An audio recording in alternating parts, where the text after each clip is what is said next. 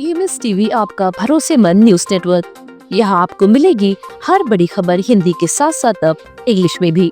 National, international और मध्य प्रदेश की हर बड़ी खबर लाइक करें, सब्सक्राइब करें और ज्यादा से ज्यादा शेयर करें और बने रहें हर बड़ी खबर के साथ।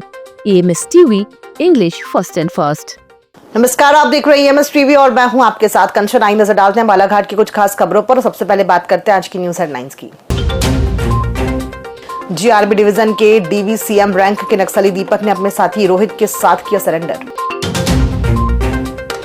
लालबर्रा सामुदायिक स्वास्थ्य केंद्र से बाबू को किया CHMO कार्यालय में अटैच। और बिरसा तहसील कार्यालय में लोकायुक्त की कार्रवाई, 3000 रुपए की रिश्वत लेते बाबू गिरफ्तार। आइए बढ़ते खबरों की ओर। MMC जोन लीडर और प्रवक्ता के आत्मसमर्पण के बाद सुरक्षा बलों को जिस सक्रिय नक्सली की तलाश थी वो भी 11 दिसंबर को बिरसा थाना क्षेत्र के कोरका स्थित CRPF कैंप में सरेंडर हो गया। 29 लाख के इनामी GRB डिवीजन के DVCM रैंक नक्सली दीपक और 14 लाख के इनामी रोहित ने हथियार डाल दिए। बालाघाट जिले के पालागोंदी निवासी दीपक ने स्टैन गन समेत हथियार सौंपे। इससे पहले सुनीता ओयाम, हार्डकोर नक्सली कबीर और MMC जोन के अन्य नेताओं के समर्पण के बाद अब बालाघाट जिले को पूरी तरह से नक्सल मुक्त माना जा रहा है। स्वास्थ्य विभाग आयुक्त के आदेशों के बावजूद जिला स्वास्थ्य कार्यालय में नियमों की खुलेआम अनदेखी हो रही है। बाबू पद पर पदस्थ अकरम मंसूरी का जुलाई 2025 में रामपायरी से लालबर्रा सामुदायिक स्वास्थ्य केंद्र में स्थानांतरण किया गया था, लेकिन उन्हें लालबर्रा भेजने की बजाय CMHO कार्यालय बालाघाट में अटैच कर दिया गया। यहाँ वे 3 वर्ष से कार्यरत है, जबकि सार्थक ऐप पर उनकी उपस्थिति दर्ज नहीं होती, फिर भी लालबर्रा से वेतन जारी हो रहा है। हैरानी यह है कि उन्हें जांच दल समिति का सदस्य बनाकर निजी अस्पतालों और मेडिकल स्टोर्स की जांच में भी भेजा जाता है, जिससे उनके वास्तविक प्रभार पर सवाल उठ रहे हैं। आदिवासी बाहुल्य क्षेत्र बिरसा में मंगलवार दोपहर लोकायुक्त जबलपुर ने बड़ी कार्रवाई करते हुए तहसील कार्यालय के बाबू राजकुमार राम टेके को 3000 रुपए की रिश्वत लेते हुए रंगे हाथों पकड़ा। शिकायत पर कार्रवाई करते हुए टीम ने दोपहर 12 से 1 बजे के बीच ट्रैप ऑपरेशन अंजाम दिया और रकम स्वीकार करते ही आरोपी को गिरफ्तार कर लिया। कार्यवाही के समय तहसीलदार मौजूद नहीं थे, जिससे टीम को पूछताछ में इंतजार करना पड़ा। लोकायुक्त ने दफ्तर के महत्वपूर्ण दस्तावेज जब्त कर जांच शुरू कर दी है। इस घटनाक्रम से कार्यालय में हड़कंप है और नागरिकों में भ्रष्टाचार के खिलाफ नाराजगी बढ़ी है। क्षेत्र के किसानों को इन दिनों धान उपार्जन केंद्र बंद रहने के कारण भारी परेशानियों का सामना करना पड़ रहा है। गुरुवार को जैसे ही किसान अपने ट्रैक्टर, ट्रॉली और बैलगाड़ियों में धान लेकर केंद्र पहुंचे, उन्हें यह जानकारी मिली कि उपार्जन केंद्र अस्थायी रूप से बंद है, जिससे किसानों में नाराजगी और चिंता दोनों बढ़ गई है।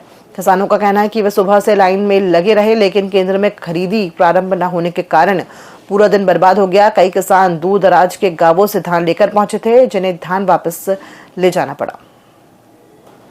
धान लाया मैंने 8 तारीख को, नहीं हुआ है जी। माने समिति की बुरी चोरी, किसान की नहीं, इसीलिए धान खरीदी प्रभारी ने बंद कर दिया है। प्रशासन से यही कि इसकी जानकारी हो और इसकी कार्रवाई हो करके खरीदी चालू होए, क्योंकि यहाँ पे धान लाने के लिए जगह भी नहीं है, अपना पलटने के लिए जगह है। दीदी क्या हुआ, 9 तारीख को यहाँ पे चोरी हो गई 20 कट्टे धान जो है, रात्रि में 12 बजे के बाद में चोरी हो गया यहाँ पे। और दूसरी चीज़ क्या है, उठाव नहीं हो पा रहा है। अब रखने के लिए किसानों को जगह नहीं है यहाँ पे, उठाव नहीं होगा तो खरीदी में प्रभाव पड़ेगा। खरीदी अगर आज दम हो जाता है तो कल से प्रारंभ हो जाएगा। लवादा से रजगांव गोंदिया तक बने 4 लेन हाईवे मार्ग में हादसों का सिलसिला थम नहीं रहा है। हाईवे मार्ग का निर्माण होने के बाद से अब तक करीब 1 दर्जन लोग इस मार्ग में सड़क हादसे का शिकार हो गए हैं। 10 दिसंबर बुधवार की रात भी बालाघाट गोंदिया हाईवे मार्ग पर कन्हड़ गांव के समीप बाइक सवार होमगार्ड सैनिक सैयद असगर अली 56 वर्ष की अज्ञात वाहन की टक्कर से गंभीर चोट आने पर मौत हो गई। मृतक सैनिक की हाल ही में 1 दिसंबर को रजगांव RTO चेक पोस्ट में पदस्थापना हुई थी। सर, ये सैनिक क्रमांक 165 असगर अली, पिता स्वर्गीय श्री साहेब अली, जो RTO चेक पोस्ट रजेगांव में इनकी ड्यूटी रही है। पुलिस कंट्रोल रूम से मुझे सूचना प्राप्त हुआ कि इनका रोड एक्सीडेंट हो गया है। मैं तुरंत अस्पताल पहुंच करके इनका बॉडी देखा और इसकी रात में इनकी बॉडी को मर्चुरी में रखवाया गया था। तो हमें सूचना दी गई जलगांव थाने से, फिर हम लोग मौके वारदात पे जाके देखा तो ये गिरा हुआ एक्सीडेंट, फिर रिकवर करके इसको अस्पताल लाया और ये होमगार्ड में तैनात था। क्षेत्र में अंग्रेजी और देशी शराब ठेकेदारों की मिलीभगत से गांव-गांव में अवैध शराब की खुली बिक्री जारी है।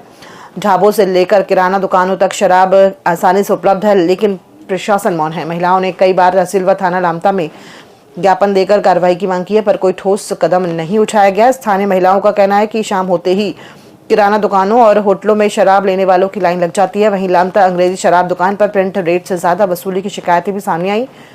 एक युवक ने बताया कि 4 दिसंबर को 147 से 170 की क्वार्टर पर उससे 190 रुपए वसूल किए गए और विरोध करने पर सेल्समैन ने झगड़ा किया।